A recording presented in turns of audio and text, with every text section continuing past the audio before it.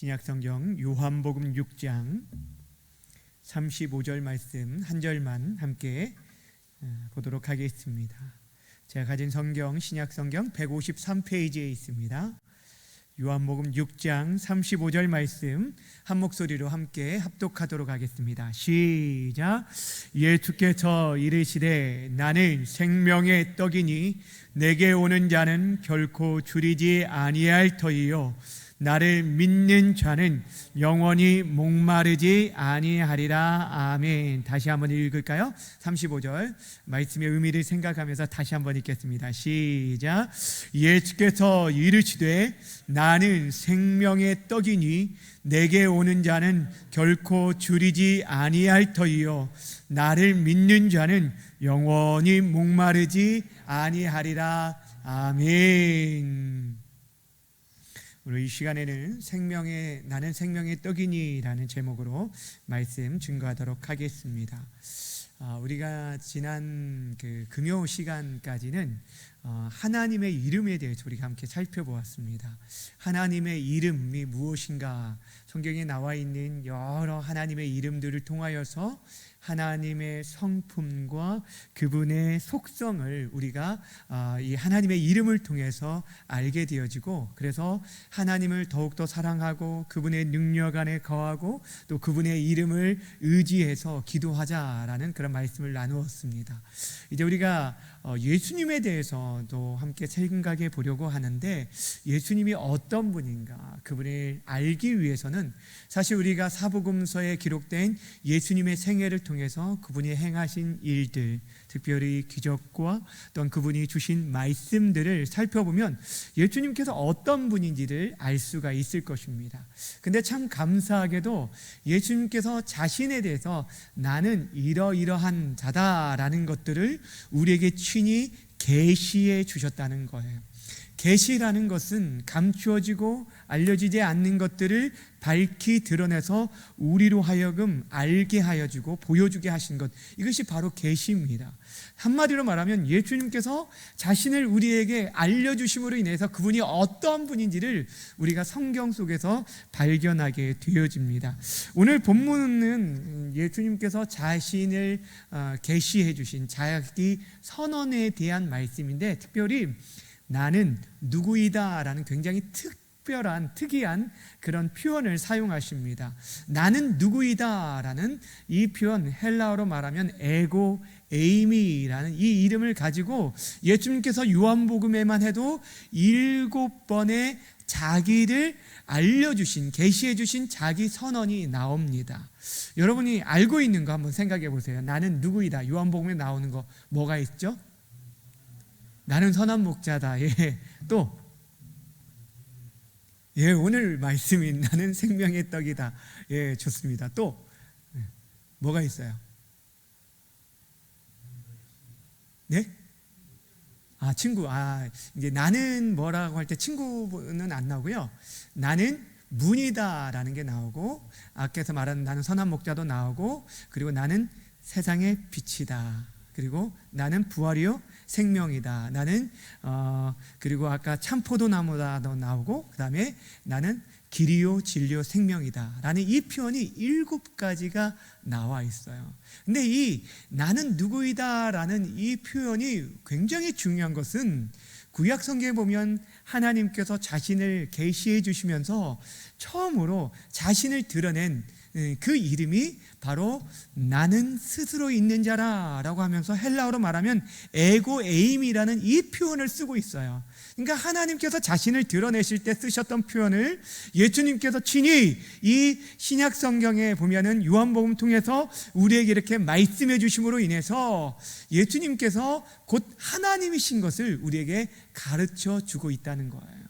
그래서 이 자시 선언이 굉장히 중요합니다. 예수님께서 곧 하나님이신 것을 드러내고 있기 때문입니다.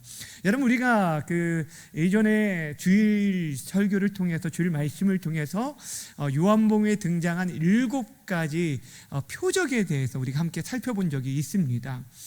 사복음서에 보면은 예수님께서 행하신 수많은 기적들이 있어요. 근데 그 기적 가운데 요한복음은 특별히 나머지 공관복음인 마태, 마가, 누가복음에 수없이 많이 기록된 말씀 가운데, 기적 가운데 특별히 7가지만을 선별해서 요한복음에 기록하고 있습니다.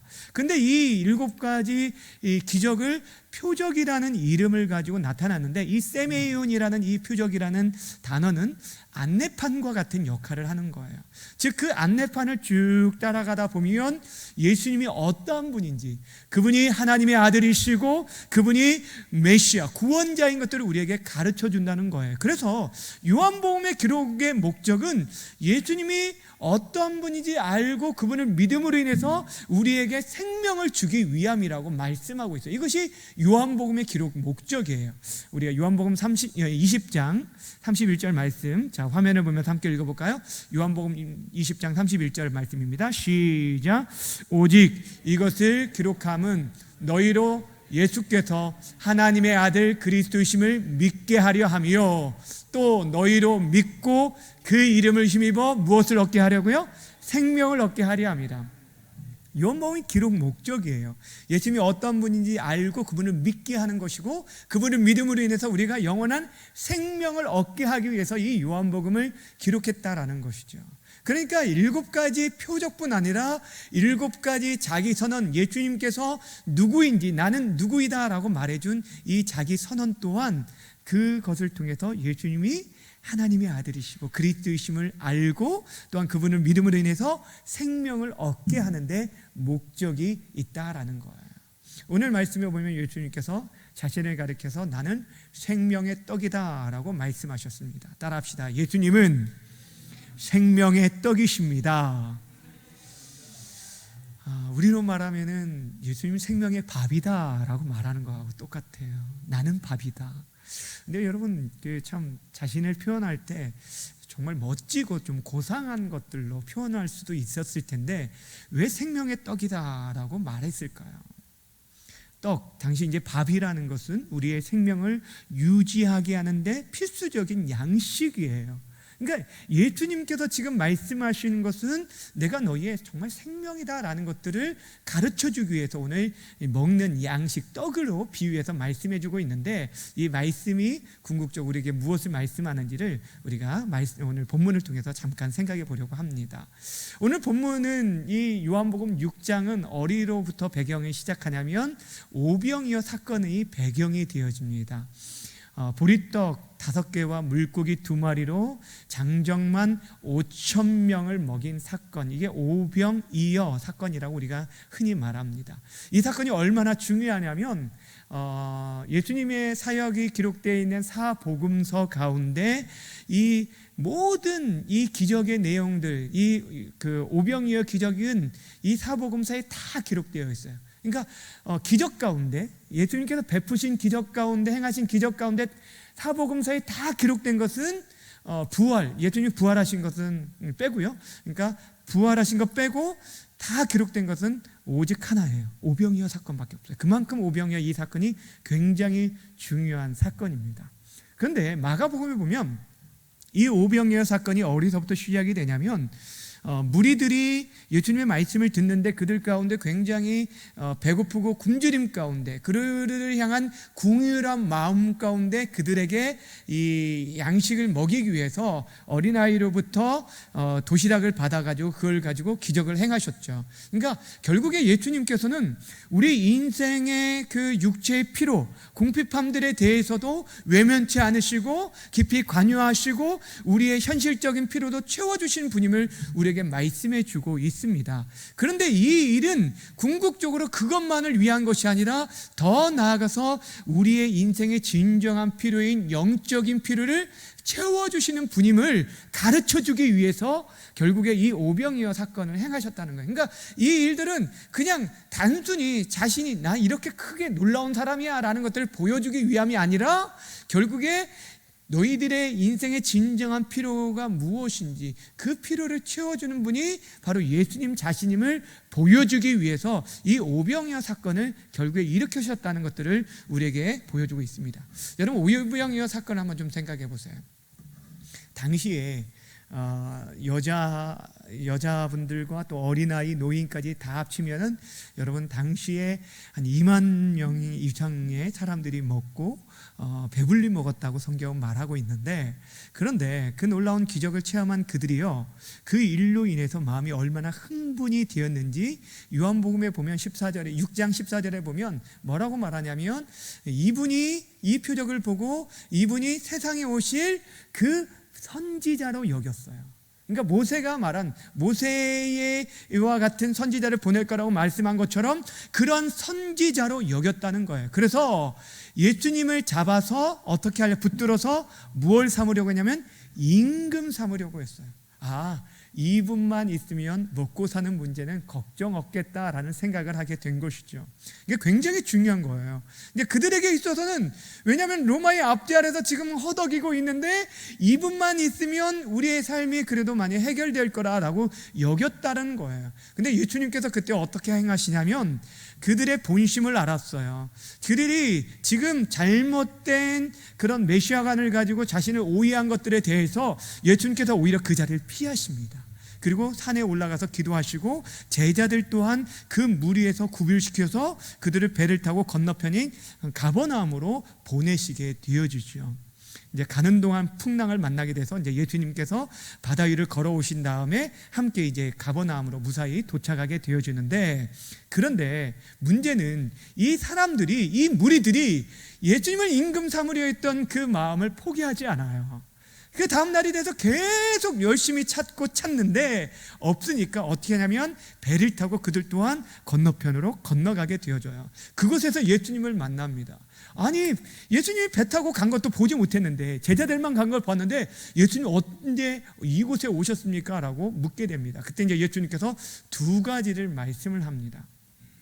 뭘 얘기하냐면, 너희가 나를 지금 찾는 까닭이 무엇이냐? 너희가 나를 찾는 것은 떡을 먹고 이 표적을 봄으로 인해서 따른 것이 아니라 떡을 먹고 배부름 때문이다. 이 표적이 의미하는 그 방향을 통해서 너희에게 진정으로 알려주고자 하는 하나님의 뜻, 이것들을 발견하고 나를 따르는 것이 아니라, 나를 찾는 이유는 너희가 지금 어제 먹었는데 또 이렇게 먹고 싶어서 이 육신의 배부름을 위해서 나를 찾았다라고 얘기합니다. 잘못된 목적 가운데 나를 찾았다고 얘기하는 거예요. 두 번째 얘기하는 건 무엇이냐면, 그러게 너희들은 그런 썩어질 양식을 위해서 일하지 말고 영생하도록 하는 양식을 위해서 일하라 라고 얘기해요. 비교된 게 있어요. 먹는 양식, 그 떡을 썩을 양식이라고 말하고, 이 썩을 양식과 대조되는 영생을 얻도록 하는 양식이 있음을 말씀해 주고 이 일을 위해서 애쓸 것을 얘기를 해주고 있어요.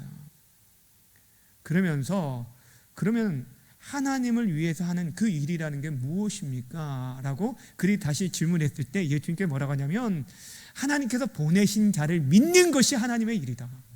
하나님께서 보내신 그분을 너희가 믿는 것 자체가 하나님의 일이다 라고 얘기하는 거예요. 어떤 큰 일을 행하는 것이 아니라 하나님이 이 땅에 우리를 구원하시기로 보이신 선물을, 그분을 믿는 것이 하나님의 일이다 라고 얘기하고 있어요.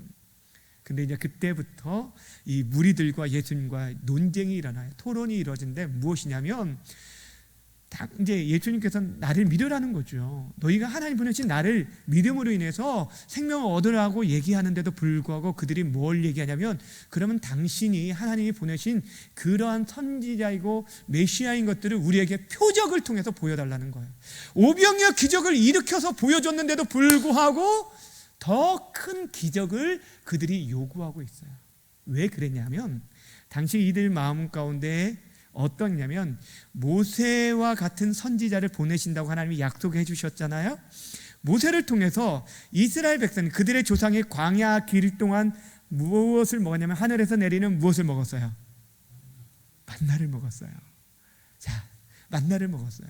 그런데 예수님께서 지금 굉장히 놀라운 기적을 오병이어로 보여주셨는데, 광야에서 모세가 했던 만큼은 아니라는 거예요. 그러니 당신이 우리에게 그만큼의 능력을 좀 보여달라라고 요구하고 있는 거예요. 잘 생각해 보세요. 그들이 말하는 건 이런 거나 마찬가지예요. 당신은 지금 우리에게 뭐 대략적으로 장정만 한 5천 명 먹였는데, 당시에 그 광야에서는 모세를 통해서 모세는 몇 명을 먹였어요? 장정만 60만 명이라는 사람은 그것들 먹였는데, 당신은 지금 한 끼에 우리의 배부른 식사를 채워줬지만 광야에서는 38년 그 광야 시절 동안 그렇게 긴 시간 동안 먹였다라고 얘기하는 거예요.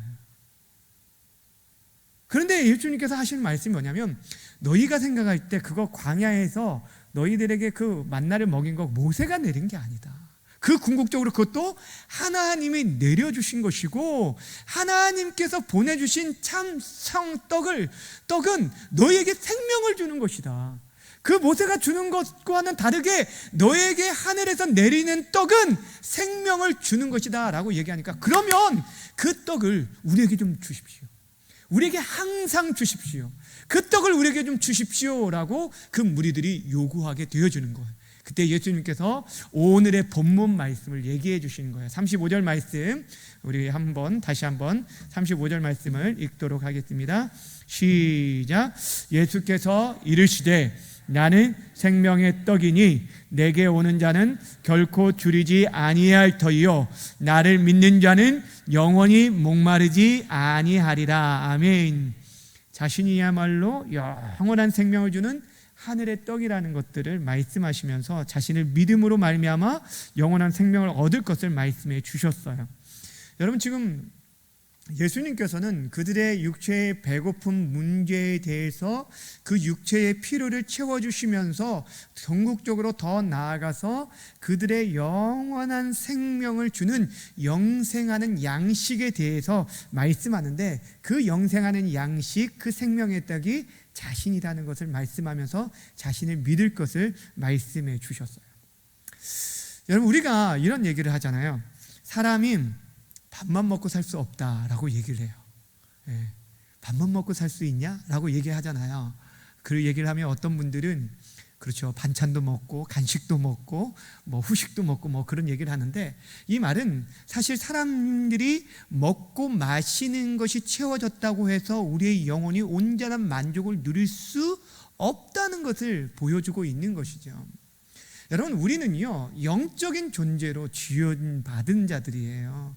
그래서 배부르고 등 따숩고 하면 그냥 끝나는 것이 아니라, 그렇게 우리 안에 주어진 것이 있고 우리에게 풍족하다 할지라도 우리의 영혼의 빈 공간, 하나님만이 채울 수 있는 그 빈 공간에 하나님이 채워지지 않으면, 하늘의 양식으로 채워지지 않으면 늘 곤비하고 허전하고 영적 배고픔이 있다라는 거예요.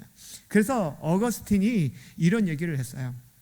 우리 안에는 빈 공간이 있다. 원래 창조되어질 때부터 우리는 하나님을 위해서 창조되었는데, 하나님께서 우리 안에 빈 공간을 주었다는 거예요. 빈 공간, 하나님만이 채울 수 있는 빈 공간이 줬는데, 우리는 그 빈 공간의 허전함들을 어떤 세상 것들로 막 채우려고 하는데, 아무리 이 안에 부으려고 해도 세상의 것들로는 이 안에 채울 수 없다는 거예요. 하나님만이 채울 수 있는 빈 공간이 있기 때문에 하나님이 들어오실 때만이 우리가 만족을 누릴 수 있다 라는 얘기를 하고 있는 거예요.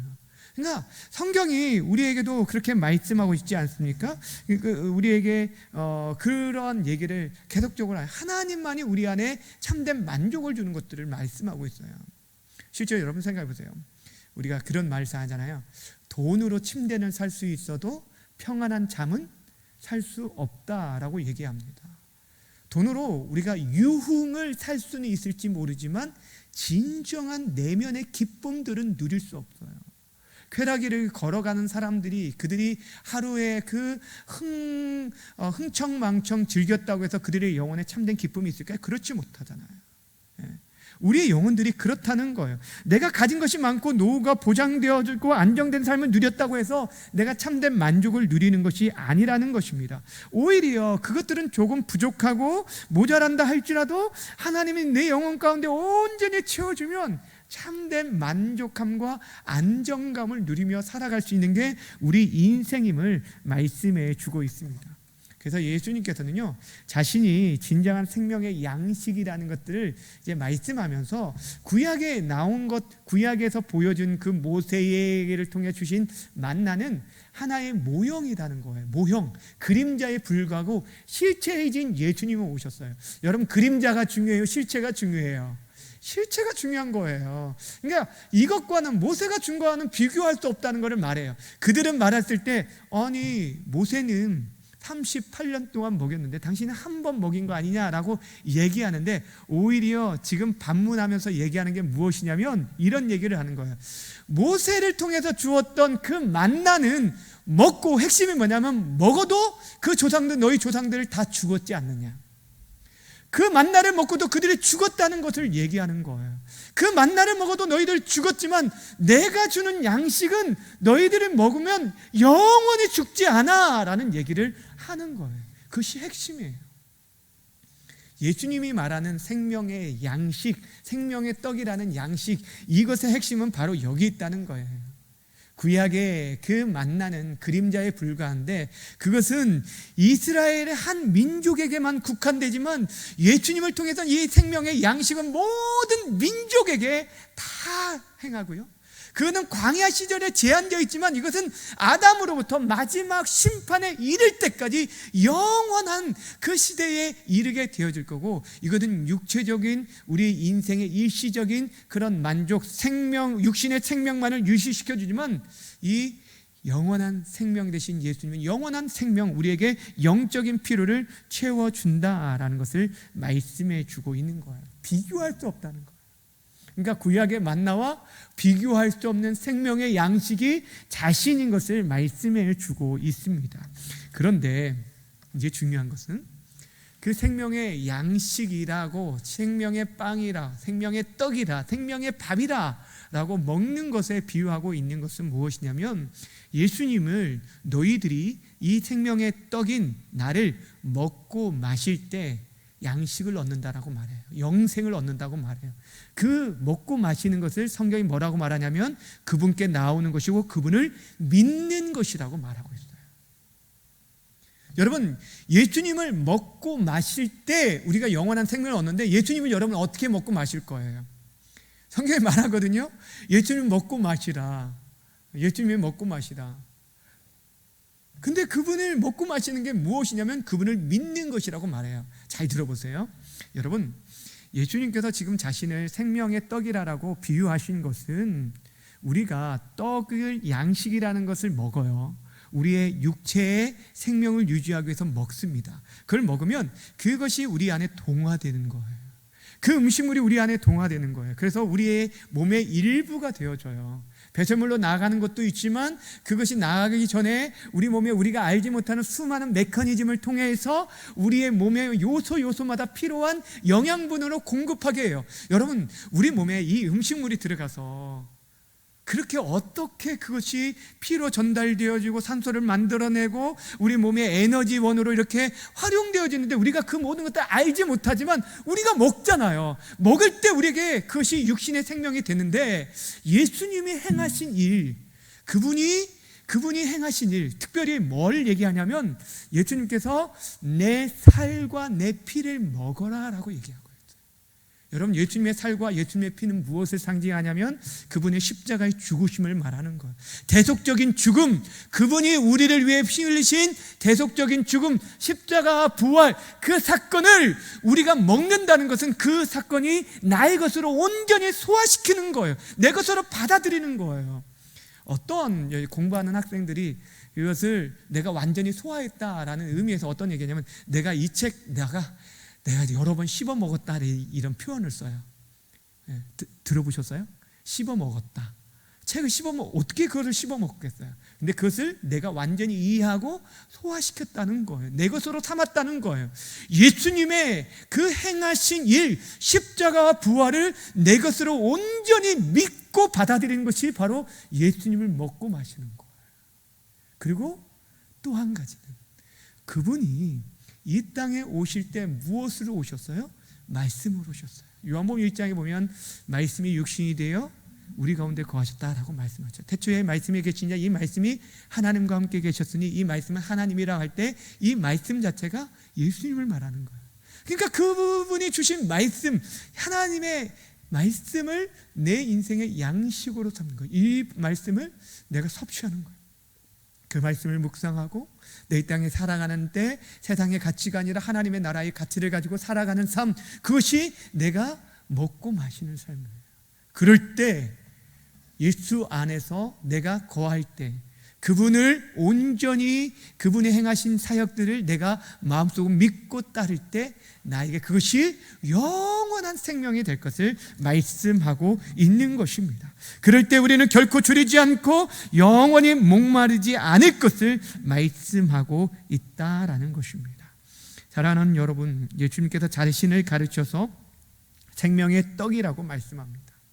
그분은 우리에게 썩을 양식을 위하여서 살지 말고 영생하도록 하는 이 양식인 자신을 위해서 살 것을 말씀해 주고 있습니다. 우리가 그런데 이 시대에 살아가면서 요즘 많은 사람들이 우리의 삶을 돌아볼 때 참 무엇을 위해 애쓰는지를 한번 좀 돌아봤으면 좋겠어요.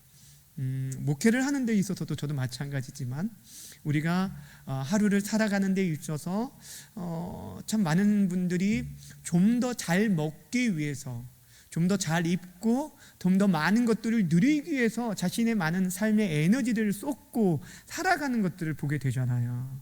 그렇잖아요. 그런데 우리 예수님의 오늘 말씀대로 의하면 그것은 사실 어찌 보면 썩을 양식이라는 거예요. 그렇다고 해서 우리에게 일용할 양식이 중요하지 않다는 건 아니에요. 분명히 성경은 우리 하나님께서는 우리의 먹고 사는 문제에 대해서 긴밀하게 관심을 가지시고 그 부분에 대해서도 우리의 필요를 채워주시는 분이십니다. 믿으십니까? 그래서 주기도문에서도 일용할 양식을 주십시오라고 간구하도록 만드신 거예요. 그런데 궁극적으로 우리가 먹고 마시고 이 모든 것도 하나님의 영광을 위해서 살아가는 것인데, 우리가 저 궁극적인 영원한 하나님 나라를 위해서 살기 위해서는 썩을 양식이 아니라 영생하는 양식을 위해 살아가야 한다는 걸 말씀하고 있어요. 이사야 55장 2절의 말씀에 보면 이런 말씀이 있어요. 이사야 55장 2절 말씀 한번 띄워주실래요? 함께 읽어볼까요? 시작. 너희가 어찌하여 양식이 아닌 것을 위하여 은을 달아주며 배부르게 하지 못할 것을 위하여 수고하느냐. 예, 거기까지요. 자, 보시면 당시에 양식이 아닌 것을 위해서 은을 달아 돈을 쓴다는 거예요. 배부르지 못할 것을 위해서 수고하고 애쓴다는 거예요. 근데 이것이 지금 이 시대에 우리가 살아가는 많은 모습들입니다. 우리가 예수로 충만하지 않고 예수님이 우리의 인생의 목적이 되어지지 않고 그분이 길과 진리와 생명인 것들을 알지 못하고 우리가 살아간다면 우리 또한 우리의 삶의 에너지들을 허탄한 데 굴복하며 살아갈 수 있다는 거예요. 진정한 썩지 않을 영원한 양식을 위해 살기보다는 썩을 양식을 위해 살아갈 수 있다는 것입니다. 주안에 사랑하는 여러분 무엇을 위해서 지금 애쓰고 수고하고 있습니까? 예수님의 살과 피를 먹고 마시는 것, 그분을 온전히 믿고 그분과 깊은 교제 속에서 살아가고 그분의 말씀을 따라가는 삶, 그러한 자가 결코 우리 인생 가운데 목마르지 않고 또한 우리가 줄이지 않을 것이라고 말씀하고 있습니다. 여러분, 이 세상에 무엇이 부족하고 여러분의 목마르게 하는 것이 무엇이기에 더 많이 가지려고 하고 더 많이 얻으려고 하고 더 배우려고 하고 그러고 있습니까? 정말 우리의 갈급함은 다른 게 아니라 하나님을 아는데, 예수 그리스도를 아는데 그분에 대해 줄이고 목마름, 심령이 가난한 거예요. 그게 진짜 복이에요. 하늘의 복은요 다른 게 아니에요. 그분으로 충만하고 그분으로 애태우고 그분과 함께하기 위해서 의에 줄이고 목마른 하나님 나라에 대한 그런 자가 진정 복이 있는 자라고 말씀하고 있습니다. 사랑하는 여러분, 우리의 진정한 필요는 바로 예수 그리스도이십니다. 그분으로 충만할 때 우리는 이 세상의 것이 조금 부족하더라도 하늘의 기쁨을 잃어버리지 않고 살아갈 수 있게 되는 것입니다. 지금도 하나님께서는 우리에게 우리의 육신을 위한 이러한 양식을 주실 뿐 아니라 또한 우리에게도 계속적으로 우리의 생명의 떡과 양식을 우리에게 주고 계십니다. 지금도 먹이시고 입히시고 계시다라는 사실입니다. 바라기는 말씀이 육신이 되어 이 땅에 오신 예수 그리스도, 그분을 정말 더욱더 깊이 알고 그분이 행하신 일, 십자가 부활을 통해서 그분을 먹고 마심으로, 그분을 믿음으로, 그분 안에 온전히 거함으로 여러분 심령 가운데 다른 어떤 외부적인 환경 가운데 좌우되고 흔들리는 않은 그런 참된 평안함과 만족함과 배부름과 기쁨이 있는 귀한 삶이 되어지길 주님의 이름으로 축원합니다. 기도하겠습니다.